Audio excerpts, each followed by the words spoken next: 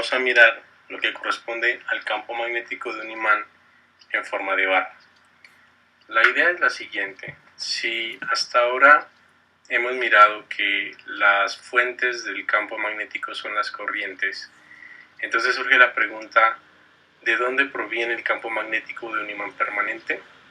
Sabemos por experiencia que los primeros fenómenos magnéticos fueron observados en imanes permanentes que tenían la propiedad de atraerse o repelerse dependiendo de si los acercábamos unos a otros de un lado o del otro.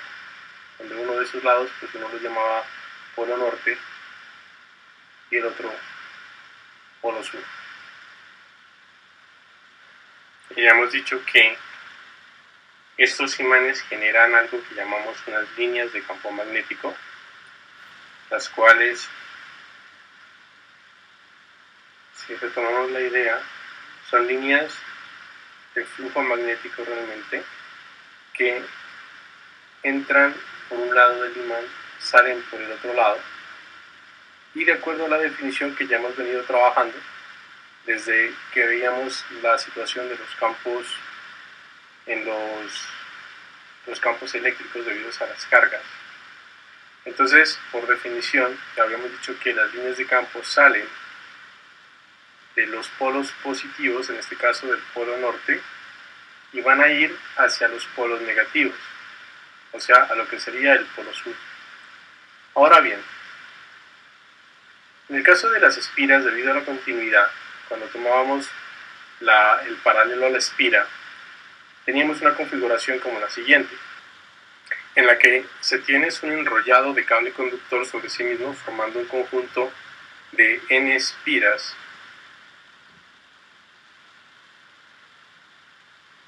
por las cuales se encuentra circulando una corriente eléctrica I. Como mirábamos que la fuente de campo magnético, al final de cuentas, es la corriente que circula por un material conductor, aprendimos entonces que en el eje principal de la bobina, en este caso, se genera un campo magnético lo suficientemente intenso y mucho más débil a los lados. O sea que en términos de líneas de campo magnético tendríamos algo como lo siguiente, de donde podemos apreciar la enorme analogía que se tiene entre el imán permanente y el electroimán en este caso.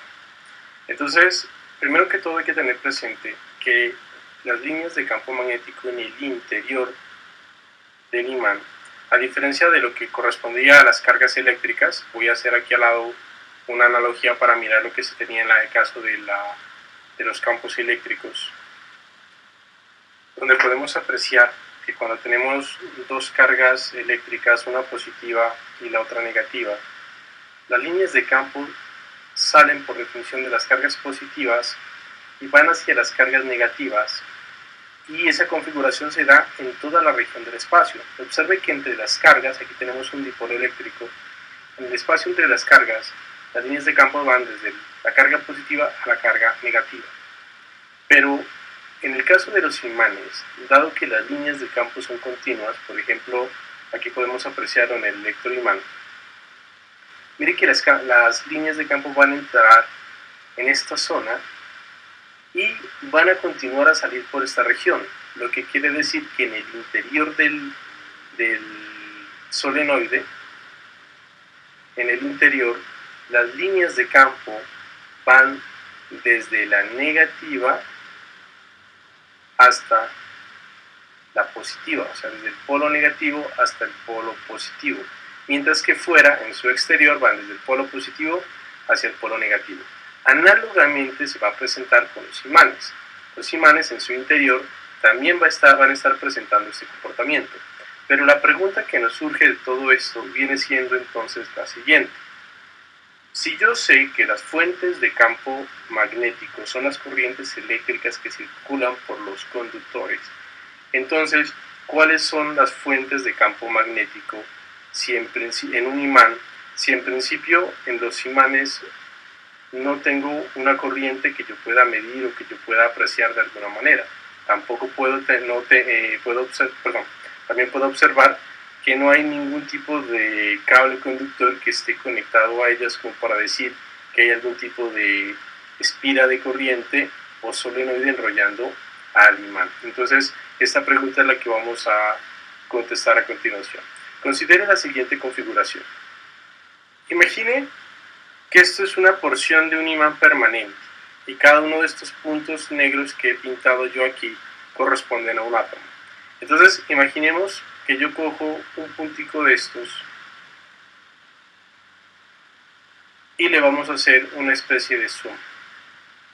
Es decir, vamos a mirarlo y obviamente de forma muy clásica, que lo que yo observaría sería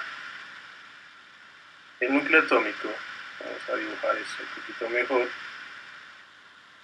Y en torno a este núcleo atómico vamos a tener orbitando un electrón, por ejemplo. Entonces lo que tenemos es un núcleo, por ejemplo puede ser el cobre. Tengo presente que el cobre tiende a aportar la banda de conducción, electrones de conducción, de tal forma que siempre aporta un electrón por cada átomo de cobre. Entonces imaginemos que este sea el electroncito que podría tener si fuera cobre, ¿no? Evidentemente el cobre no es un dieléctrico, pero es para que tengamos una idea. La cosa es que este señor posee una carga eléctrica, llamémosla E, por ser la carga del electrón, y se está moviendo con cierta velocidad en torno al núcleo que le corresponde. Es decir, él está dando una vuelta completa y esa vuelta completa, él realiza una vuelta en un intervalo de tiempo correspondiente a un periodo. Y usted se pone a pensar, esto es una carga eléctrica, y esa carga eléctrica está orbitando a una cierta velocidad en torno a ese núcleo, lo que entonces podría decirnos que el electrón en su movimiento está generando una intensidad de corriente que correspondería a su valor de carga en un tiempo igual a un periodo. Mire que al final de cuentas tenemos una corriente y la trayectoria que sigue es la trayectoria que seguiría si se tuviera una espira de corriente. O sea que si nosotros llevamos esta idea a cada uno de los átomos que tenemos tridimensionalmente hablando, en estas zonas que yo he pintado como puntos, suponiendo que cada uno es un átomo, lo que yo tendría serían una cierta cantidad de espiras de corriente debidas a los electrones que se encuentran orbitando en ese interior. Y si usted observa con detenimiento, mire que estos loops que se están dando allí internamente, estas vueltas que tenemos, son tales que cada una de las corrientes que se está generando, una lleva esta dirección, la otra lleva esta dirección, estas dos tienden a anularse mutuamente, esta se anula con esta con esta. Si pensáramos la de aquí, que iría hacia la izquierda, esta iría hacia la derecha. Entonces van a sobrevivir solamente las partes superficiales correspondientes. Es decir, me generaría una especie de corriente superficial que estaría a lo largo de esta dirección. Es decir, al final de cuentas, la corriente que yo tengo en los imanes permanentes es una corriente que puede llamarse corriente superficial, que está generándose debido a todas las pequeñas corrientes internamente hablando que se generan por el movimiento de los electrones en torno a su correspondiente núcleo atómico. Si nosotros pensamos entonces en términos del momento magnético, por ejemplo, tenga presente ahora el hecho de que aquí usted tiene una región, vamos a pintarla de color, aquí usted tiene una región que está siendo delimitada por el giro que está realizando el electrón. O sea, tenemos tenemos una superficie que está siendo encerrada, tenemos un área y tenemos una corriente. Y recuerde que para el caso de una espira, cuando tenemos corriente por área, pues lo que vamos a generar a fin de cuentas es un momento magnético.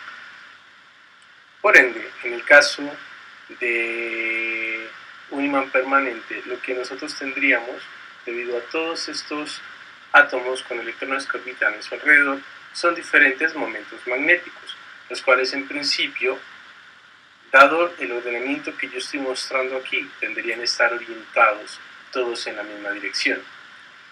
Dándose que por suma vectorial, los momentos magnéticos de cada uno de estos materiales tenderían a sumarse, dándonos por resultado un momento magnético mucho más grande. Observe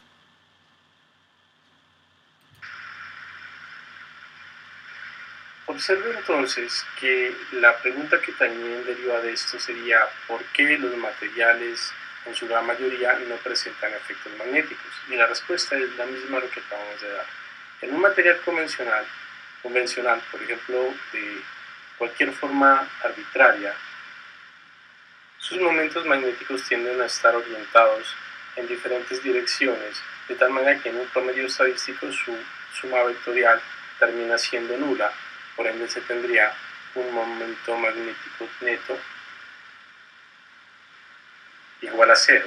Por eso la mayoría de los materiales no son magnéticos, pero aquellos que sí, como por ejemplo las magnetitas o los materiales ferromagnéticos cuando se les expone a campos magnéticos lo suficientemente intensos, ellos tienden a orientar esos dipolos magnéticos de forma tal que todos se orientan en la misma dirección, generando este fenómeno que estamos mirando aquí. Esto es lo que se conoce como el modelo de espiras de corriente de Ampère, y las corrientes de las que le he estado hablando se conocen como corrientes de superficie o corrientes superficiales, semejantes a las que se tiene en el caso de un solenoide. Ahora bien, si definimos con la letra M a la corriente de Ampère por unidad de longitud, es tal vez evidente que entonces M debería ser igual a la densidad de espiras multiplicada por la corriente. Digo que es evidente porque hay que recordar que N, a su vez, es el número total de espiras con respecto a la longitud, o sea, es la densidad de espiras. Y si yo cojo N grande y lo multiplico por la I, pues me va a dar la corriente total que está siendo encerrada por cualquier superficie de Ampère que utilizáramos para aplicar la ley que lleva el mismo nombre. Entonces miramos que en términos de unidades esto satisface la condición que estoy imponiendo para M. Y por el otro lado, también recordemos que en un ejercicio pasado habíamos obtenido lo siguiente, que el momento magnético para el solenoide, que era igual a Q asterisco por L, debía ser igual a N veces I por el área de sección transversal multiplicada por la longitud. Esto es para un solenoide, mientras que para un imán permanente, cuando definimos el concepto de momento magnético en el caso del imán y definíamos el concepto del polo magnético, que también evidentemente se define de la misma manera, queremos entonces mirar una relación análoga que se tendría para el imán. Mire que en el caso del solenoide aparece el producto de N por I, y acá tenemos N por I para el caso del imán. Eso quiere decir que yo puedo decir, haga la redundancia aquí, que M está haciendo las veces de NI, en el caso del solenoide, aquí sería la corriente de Ampère por unidad de longitud, multiplicado por el área de sección transversal, pero en este caso ya viene siendo la del imán y la longitud del imán. Lo vamos a aprovechar para darle un significado físico a esta cantidad M que yo he acabado de definir. Observe que si yo despejo M de esta segunda relación, me quedaría Q asterisco por L, Q asterisco por L, por área, por longitud. Evidentemente usted estaría de pronto tentado a cancelar las L's, pero mire que si yo cojo y multiplico Q asterisco por L, eso me da el momento magnético sobre, y el producto del área por la longitud me da el volumen. O sea que esto viene siendo un momento magnético por unidad de volumen. Y esto es lo que nosotros llamamos magnetización.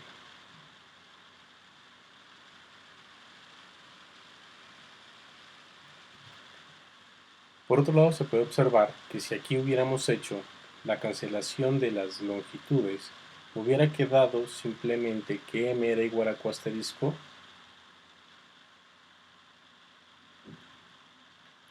sobre el área, y esto viene siendo una densidad de polo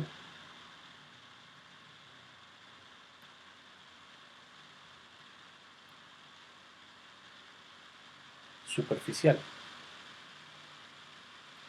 porque es por unidad de área. Entonces a esta se la suele llamar o redefinir, pero en términos de esto que tengo aquí, se lo suele redefinir con la letra sigma asterisco, porque es una densidad, viene siendo igual a Q asterisco sobre área. En analogía, simplemente por recordar que para el caso eléctrico se tenía Q por unidad de área. Eso era para el caso eléctrico. Por otro lado, recordemos también que en el interior de un solenoide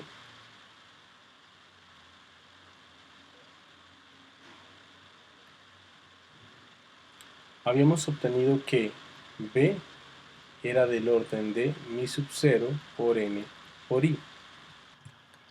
Y este es un resultado que ya habíamos obtenido previamente.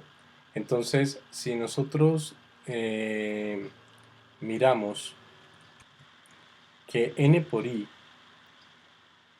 es el vector, la cantidad que acabamos de definir como la corriente de Ampere por unidad de longitud, y acá que estamos diciendo que es una densidad de polo superficial o simplemente una magnetización, entonces podemos generalizar esto y decir que por lo tanto la magnitud del campo viene siendo igual a mi sub 0 por m, o si lo prefiere vectorialmente hablando, esto viene siendo igual a mi sub 0 veces el vector m. O sea que podemos decir que la magnetización es la manera como responde un material que puede magnetizarse y puede orientar sus momentos dipolares magnéticos en una dirección particular, generando entonces un campo magnético. Ahora bien, continuando con esta temática y particularmente lo que corresponde al campo magnético, surge una nueva pregunta, y esta la vamos a partir recordando lo que habíamos definido respecto a los campos eléctricos. Cuando miramos la situación del campo eléctrico,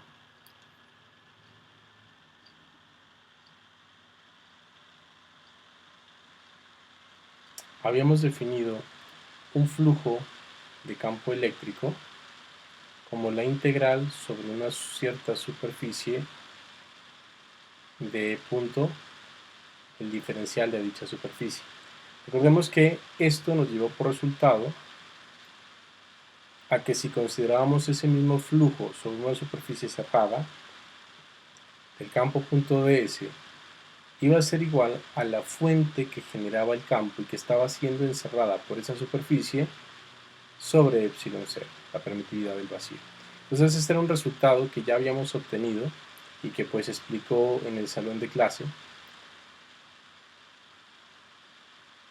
Y ahora surge la pregunta, cabe la necesidad de hacérsela, de qué sucede entonces con el flujo de campo magnético,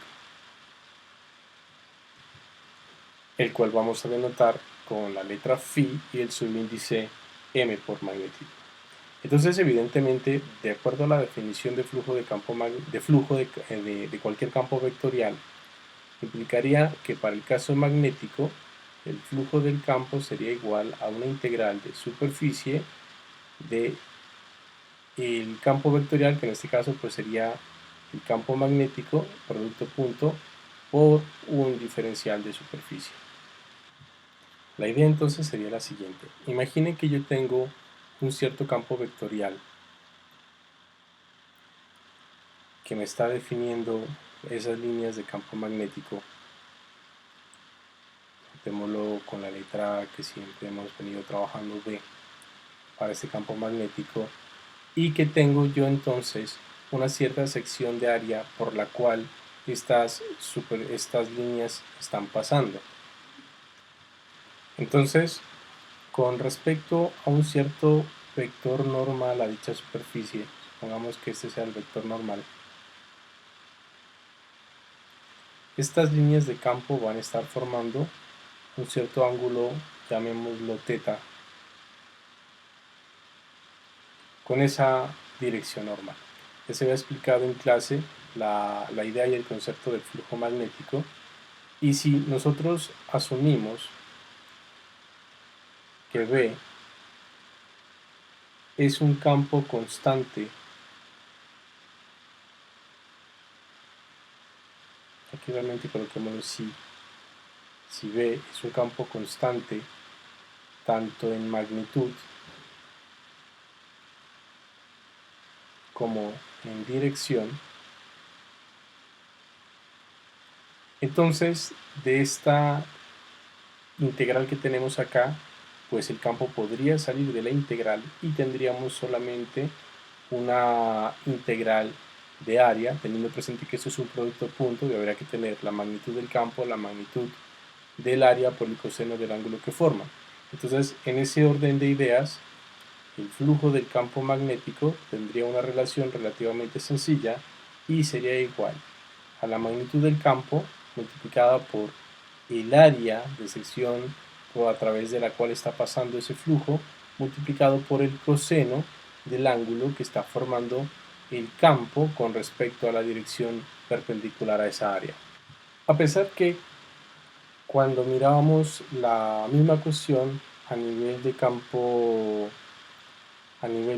eléctrico no le dimos una, digamos, relevancia extraordinariamente grande al flujo del campo eléctrico. Para el caso del flujo del campo magnético, esta sí tiende a tener una cierta mayor importancia e inclusive se le suele asignar una unidad de medida a este flujo, llamándose esa unidad de medida un Weber.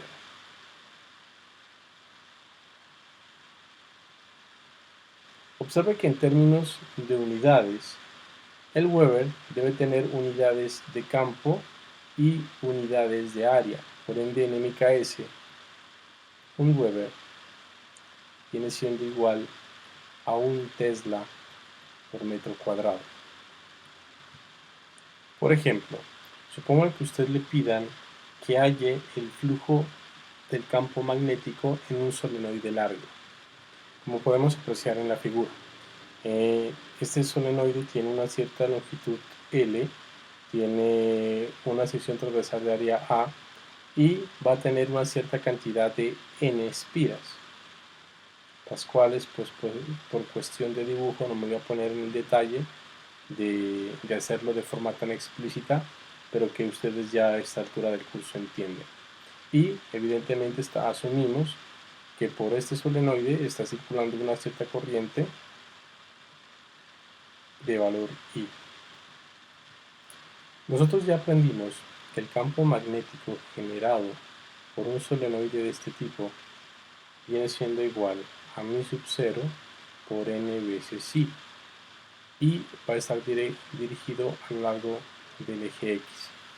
Mire que, dado ese hecho y que la sección transversal de área es perpendicular al eje, quiere decir que el vector ds, al final de cuentas, es paralelo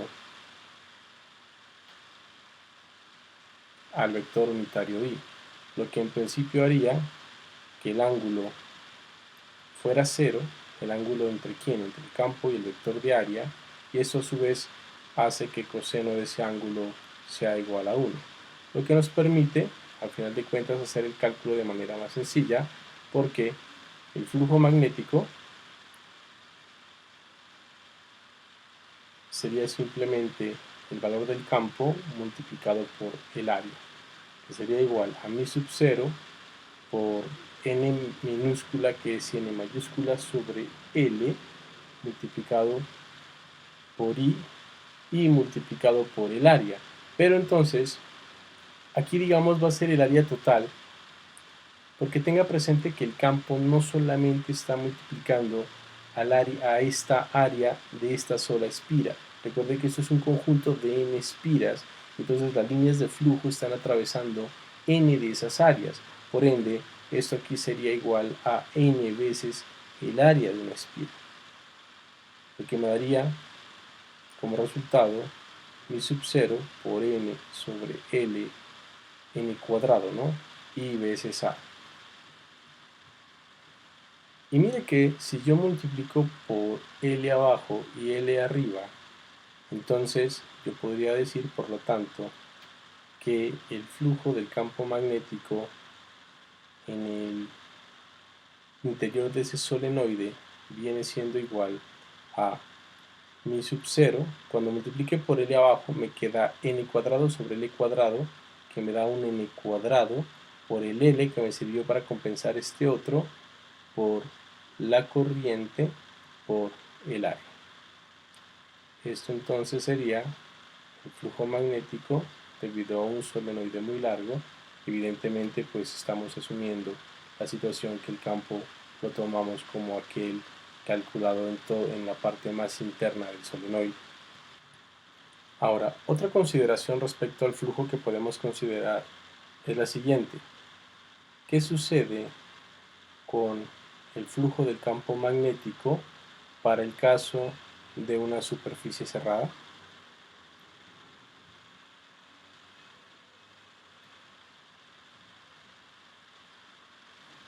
La pregunta se responde tal vez por sí sola, y del hecho de la experiencia de lo que ya hemos venido hablando desde antes, de que no existen, o por lo menos no hasta ahora se han descubierto, monopolos magnéticos.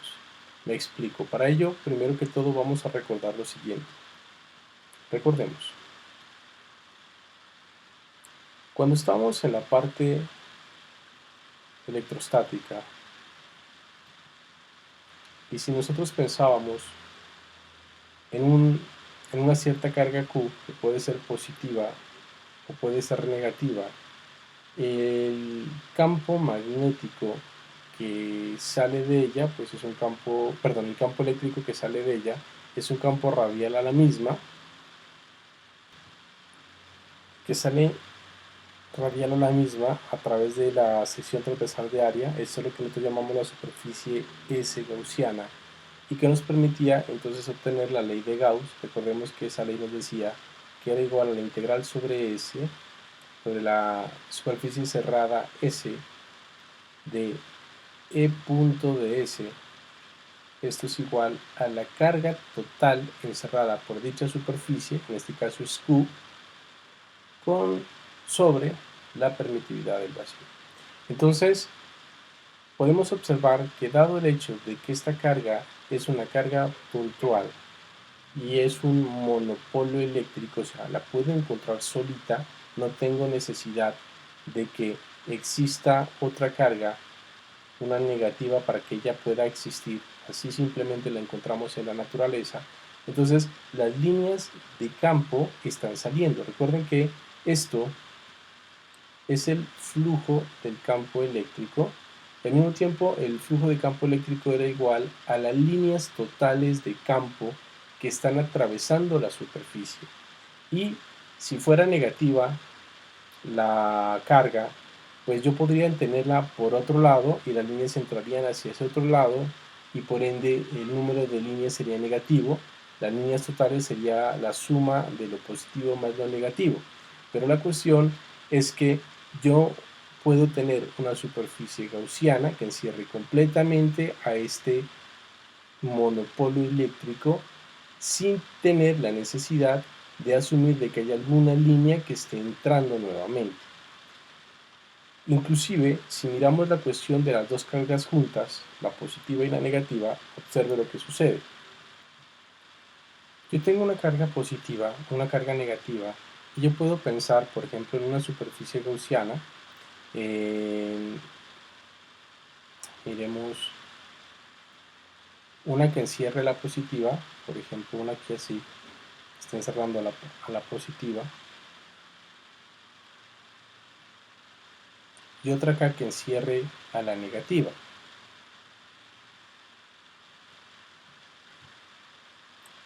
Observe que yo tengo de la positiva a la negativa, tengo líneas de campo que de la positiva salen hacia la negativa, pero todo el tiempo están saliendo. Si estoy pensando en la positiva, y si veo la negativa, todo el tiempo están entrando. O sea que tengo una suma total de valores negativos del lado derecho, valores positivos del lado izquierdo, pero no se están cruzando. Es decir, las líneas de campo solo salen de la positiva, las líneas de campo solo entran a la negativa. Pero si consideramos la misma situación para el caso de los imanes, entonces si tenemos un polo norte y tenemos un polo sur, vamos a tener líneas de campo que ya dijimos en el caso de los imanes son continuas. Entonces nos van a ilustrar algo como esto. Recordemos entonces que esas líneas van desde el polo norte al polo sur. O sea, salen del norte, entran al sur, por acá estarían entrando al polo sur, acá estarían saliendo del polo norte, pero recordemos que en su interior, por ser continuas, ellas van entonces de sur a norte, como ya lo había explicado yo anteriormente. ¿Eso qué quiere decir? Que si yo pienso en implementar alguna superficie gaussiana, por ejemplo, una que quiera encerrar el polo norte y otra que quiera encerrar el polo sur, entonces yo quiero hacer el conteo de cuántas líneas están saliendo y cuántas líneas están entrando. Pero si usted se concentra, por ejemplo, en el polo norte, mire que usted tiene una línea que salió, da la vuelta y vuelve y entra. Toda línea que usted considere del polo norte va a salir y en algún momento va a volver a entrar. Lo mismo acá, en el polo sur, toda línea que usted considere en el polo sur va a estar entrando en un punto y va a estar saliendo del otro punto. Veámoslo, creo que con este sí se ve el cursor, espero que sí. Entonces, mire, aquí está este está saliendo, da la vuelta y por acá entra. Por aquí está entrando, pero en algún punto está saliendo. Entonces, lo que usted tiene, al final de cuentas, es que las líneas de flujo que salen son iguales en cantidad a las que están entrando. Por ende, entendemos que, perdón, el número de líneas que salen es igual al número de líneas que entran. Eso quiere decir que el flujo magnético total simplemente es igual a cero a través de una superficie cerrada. Y por la definición del flujo magnético, recuerde que en este caso sería la integral sobre una superficie S, esta sería una superficie S, sobre una superficie cerrada, B punto de S viene siendo igual a cero. Esto es lo que nosotros llamamos la ley de Gauss para el campo magnético y nos refleja el hecho de la no existencia de monopolos magnéticos. Bien, para finalizar esta sección vamos a considerar otra cuestión. Recuerden que cuando hablábamos acerca de la ley de Ampère,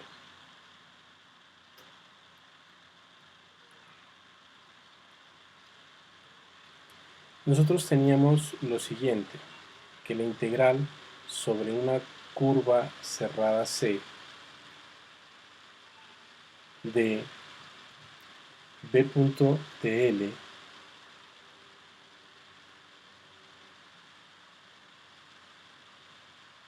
era igual a mi sub 0 multiplicado por I. Pero fui bastante claro en el hecho de que esta ley funcionaba solamente si era uniforme, para corrientes uniformes, es decir, para corrientes constantes. La pregunta que surge entonces es, ¿qué hacemos? O sea, ¿qué pasa si I deja de ser uniforme?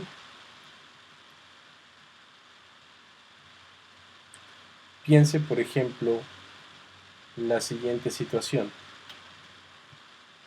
Estas que usted mira aquí son placas de un condensador. Evidentemente he sido un poquito exagerado con el espaciamiento, dado el hecho del dibujo.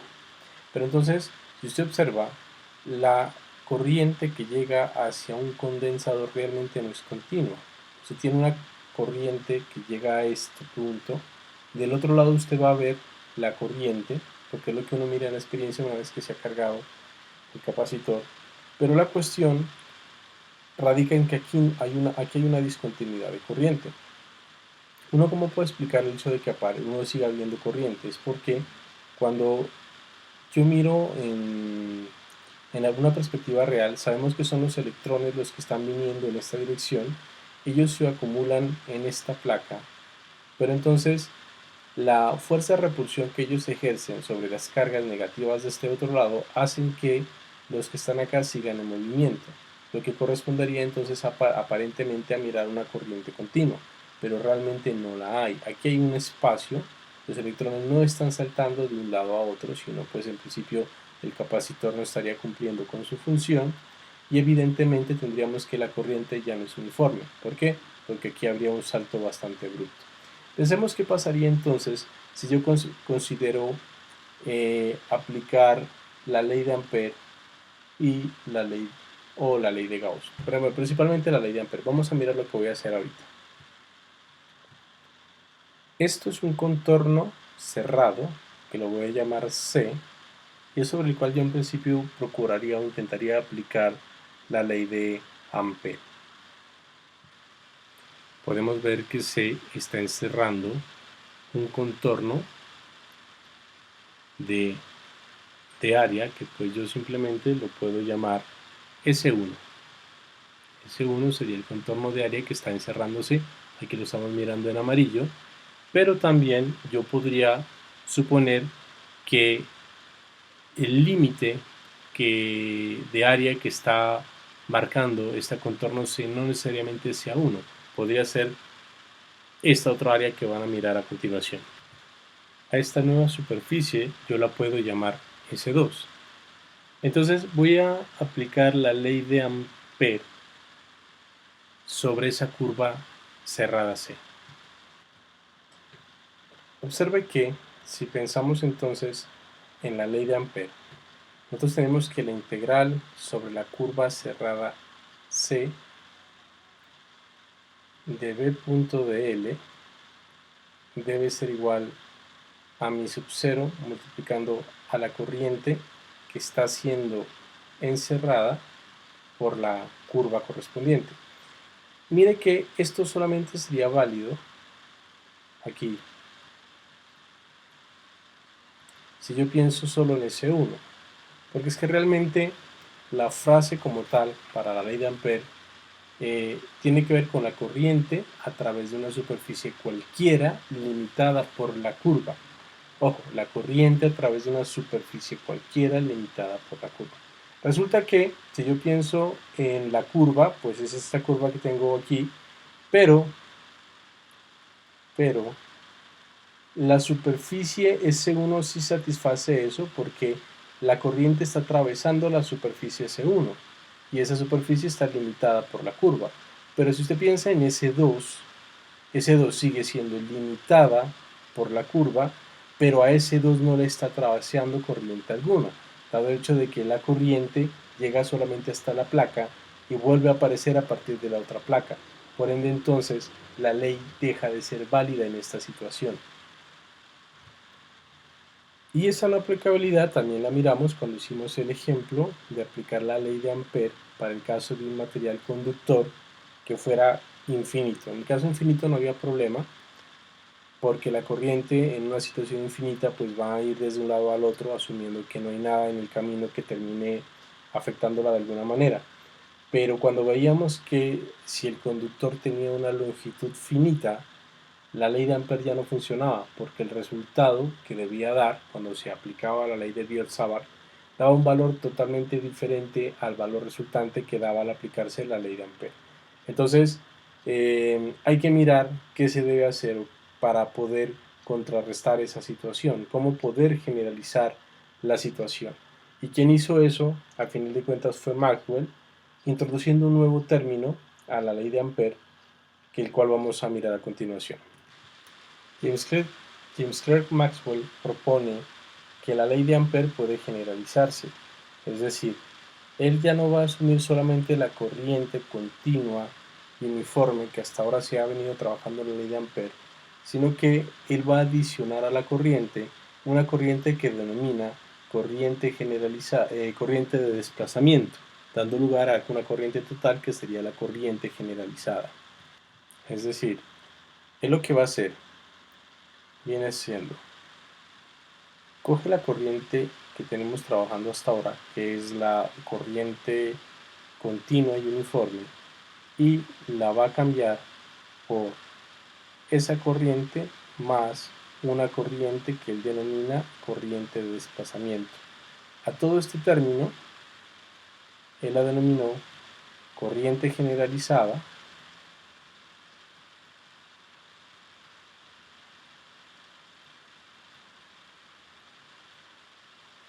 donde la corriente I sub D Maxwell la definió como la permitividad del vacío por una variación del flujo eléctrico con respecto al tiempo, y esta se le conoce como la corriente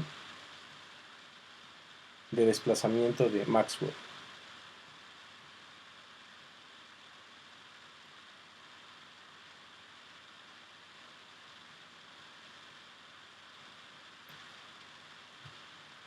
Observa que lo que Maxwell introdujo fue el hecho de que, al no ser la corriente continua y tener algún tipo de variación en el tiempo, tenía que inducirse alguna forma de corriente, que es a la que él llama desplazamiento, que termina dependiendo de la variación del flujo eléctrico con respecto al tiempo. Y entonces, evidentemente, la ley de Ampere se va a ver modificada a una forma que se conoce hoy en día como la ley de Ampere generalizada, o simplemente la ley de Ampere-Maxwell, que quedaría descrita de la siguiente forma. Recordemos que la ley de Ampere me dice que la integral sobre una curva cerrada del campo magnético producto punto por un diferencial de longitud en esa curva debe ser igual a mi sub 0 por la corriente que se está trabajando. Ahora bien, la corriente va a ser la corriente generalizada de Maxwell, que sería la corriente uniforme más la corriente de desplazamiento.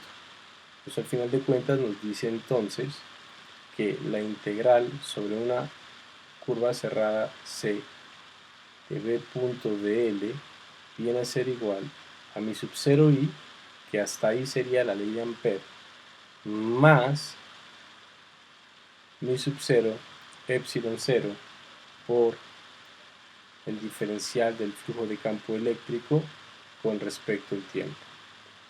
Esta forma que tenemos ahí, la voy a enmarcar, es lo que nosotros conocemos como la ley de Ampere-Maxwell,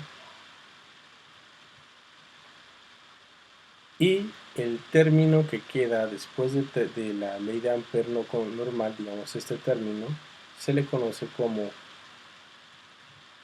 el término de Maxwell.